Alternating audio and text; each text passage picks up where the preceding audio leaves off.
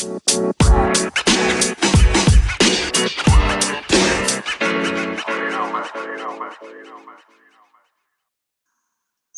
right, cool. So yeah, very nice to meet you. And just to make sure, so am I pronouncing your name right, Madeline? Yes, you are. Okay, Madeline. And where are you located? Right now I'm in Boca, but I go back and forth from Boca to New York. Oh, And nice. it's great. It's great to meet you too, Tyler. Yeah, and I live down in Miami. No way. Yeah, so Boca is like what, 45 minutes about? Exactly. Yeah. Wow, Nice. that's great to hear. Well, if you're ever down in Miami, we can grab coffee sometime. I would love it. Awesome. I would love it. Well, very cool. Thanks for coming on the show. And let me just actually look at your introduction to make sure I don't have any questions. Sure. Services. Cool. Okay, yeah. Sometimes people put like words I've never seen before in there, so I always check. Hopefully you got it. So yeah, perfect. If you are ready, we can jump right in. Absolutely. Awesome. All right, everyone. Welcome back to another episode of the Business Blast podcast. I'm your host, Tyler Wagner. Today, I have Madeline Johnson with us. She is a business marketing and media strategist specializing in fashion, fitness, health, and wellness, and loves working with people making products or services that make you look and feel great. So welcome to the show. Thank you, Tyler. It's great to be here. Of course. Grateful to have you on. So the first one I got for you is, what is the best story from your life that has an underlying valuable message? Sure. I'm going to take you back to 2010, and I was working out of a WeWork space. It was one of the first WeWork spaces in Manhattan across from the Empire State Building. And I was running my consulting business out of a 5x5, glass box. And I had an idea one day when I noticed that everybody was eating pretty bad junk food and staying there very late. A lot of startups, a lot of people reinventing themselves. And I thought, why don't we have really close by access to healthy food? And is there a possibility to build something within this WeWork if I collaborated with Adam and Miguel and offer, fresh green juices, lettuce wraps, things that, they'd be able to eat and, feel probably more energized and better about themselves as they were working 14 to 20 hours a day out of these boxes. So I approached Adam. At that time, he was very approachable. It was only his first business out of his Brooklyn space. And I said, I would love to do a test and build an organic cafe within that WeWork space. And he looked at me and immediately broke out his calculator on his iPhone and said, well, we were thinking the same idea. And, I said, well, this place is all about co-working and collaboration. So I would love to, give it a test here with you. And he immediately put me in touch with Ariel Tiger, who was the CFO. And we started to work on, the marketing plan and the business, and what we need for startup and sales projections. And one of the things that I thought about was how many people are actually in this building, as we were developing sales projections, because we wanted to get an idea of the size of the market, how much we would need to stock up in terms of food and healthier snacks, et cetera. And, we started off with a really big boom and really high sales projections based on the fact that there were 500 desks in the building. Now, the trick was, and we started with sales on the very first day, but we weren't meeting the sales projections. And I couldn't understand why until I took a walk through all 6 floors in the building. And then I realized that not everybody was actually using their space every day. So my critical assumption that 500 people showed up in that building every single day was then, absolutely wrong. About half the people showed up every single day. So that really threw off our sales projections, right? Mm-hmm. And so that had me thinking about critical assumptions in general. And as we develop businesses and we build things, what we believe to be true may not necessarily be the case until we see it and experience it and test it with our own eyes. If I had done a walkthrough maybe for the first week before we opened up the snack cart or while we were doing the sales projections, I would have had a much better idea of what I could expect in terms of foot traffic every day. So that is the valuable lesson, to be very careful about what you assume to be true before you start to build something. Absolutely. That's so cool too. I used to have a WeWork office as well. And for me, I personally like to work from home better. So that's why it didn't last. But Right. I do love the space. So that Yeah. it's just a cool story to even hear, like, back when it first started, like you were a part of that. So that's really cool. Yeah, right. And when Adam was actually accessible, it was fantastic. I mean, because I truly think they're a genius. Uh-huh. You know, but it's true because I work with so many different people who are starting some incredible things, but they assume that they have this market and they assume it's a certain size, and then are gravely disappointed when they're not making money the moment they get out of the gate and the moment they launch. Mm-hmm. And that's something you have to be very careful about. So the next one I got for you is, what is the most valuable piece of information we should know that's within your expertise or industry? Sure. So I help businesses of all sizes navigate their presence on the web and on social media. I just recently finished a project with Dr. Adam Perlman of Duke University. He's a doctor of functional medicine. And I just finished a project with a beauty product company from Korea that's making skincare masks, right? And what I'm finding is that many people still believe that vanity media, meaning the New York Times, USA Today, the Wall Street Journal, TechCrunch, Vogue, right, are all so important to growing their business, being recognized by this media. And what they don't truly appreciate or understand the value of is that these amazing tools that we have, from our websites to blogs to LinkedIn to Twitter to Instagram, Facebook, Pinterest, are all publishing tools that, when used properly, are actually going to gain them more brand awareness than any interview will ever do.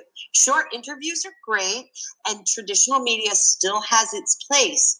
But when it comes to it, your responsibility as a brand, as a startup, as somebody who's trying to build a presence on the web, is to publish valuable, helpful, useful information on a daily, or if you can't do that, on a weekly basis, that will attract people to you and help you build a community. And for some reason, the clients that I speak to don't get that. They want the shortcut. They think that an interview in the Wall Street Journal is going to get them that noticed. And those journalists and reporters are struggling for attention just as much as they would be on their own publishing platforms. Mm-hmm. So that would be the valuable piece of information. Just please, you've got access to so many tools. You're a publisher now, no matter what you're making. Do it. Do the work. Could not agree more. I'm a huge Gary Vaynerchuk fan, so you're speaking my language. So next one I got it, and it could very well tie in. Well, it definitely does. But what's your best piece of just overall business advice, so not necessarily industry specific? Sure. So as I meet with clients, right, and explain to them that yes, PR is very important, but a part of PR now really is about, developing your own presence and publishing. You have to work on your brand's voice, right? Whether you're a person who is a consultant or a physician or a specialist of some sort, or you're a brand, you have to have a voice that's believable, that is approachable, that's helpful, and you have to sound like you're on top of your game, because your business is completely exposed now, right? Whether you're doing B2B marketing or right to the client or consumer. So unfortunately, for some reason, people find it to be really awkward to get out there and start writing and videoing themselves, talking about their expertise.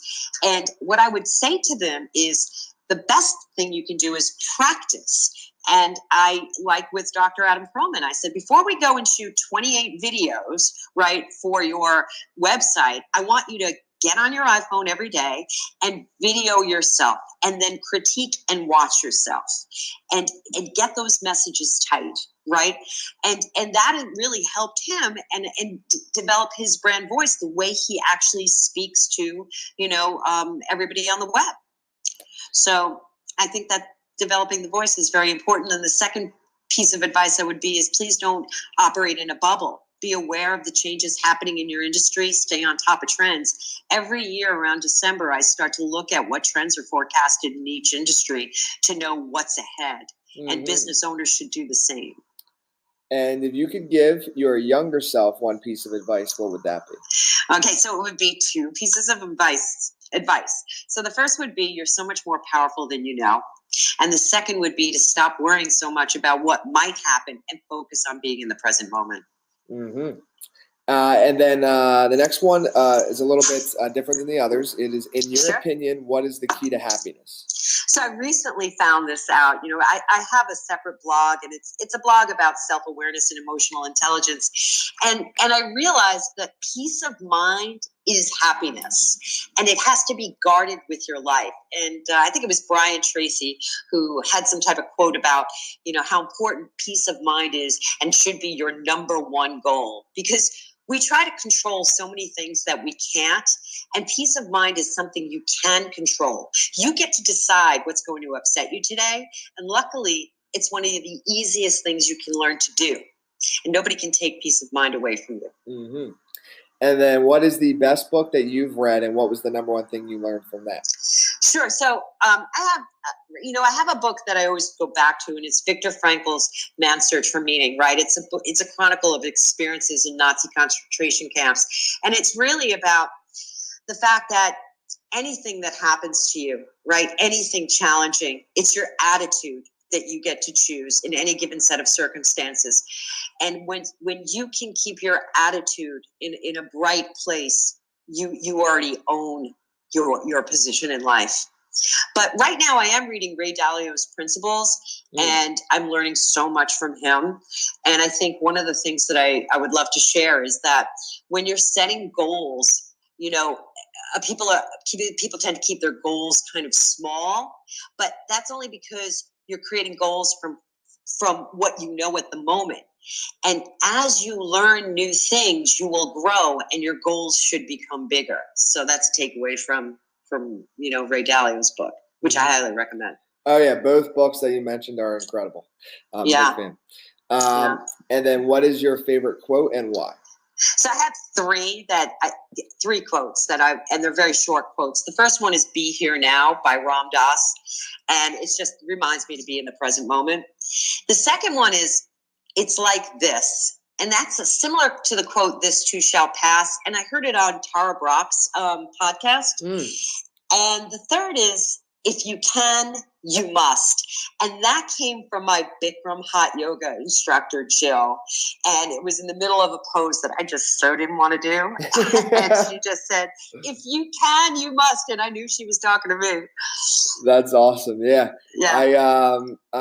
Tara Brach, I actually have not listened to her podcast, but I read her book years ago, Radical Acceptance. And Amazing book. Yeah.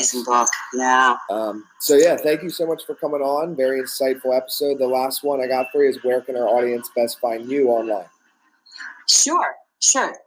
I'm sorry. Okay. Did you just ask me where people could find me? Yes. I couldn't hear you. Okay. So I have two websites. One is mj.works, and that's where you can find out what I'm working on and how I can help consult you. And the second is Undisputed Origin. And that's life advice from brilliant minds, everything that I'm learning. And then I'm also on Instagram at Madeline Marie Johnson. Perfect. Thanks again for coming on. Thank you, Tyler. I appreciate it. I hope you have a great day. The podcast you just heard was made using Anchor. Ever thought about making your own podcast? Anchor makes it really easy for anyone to get started. It's a one-stop shop for recording, hosting, and distributing podcasts. Best of all, it's 100% free. Sign up now at anchor.fm/new. That's anchor.fm/new to get started.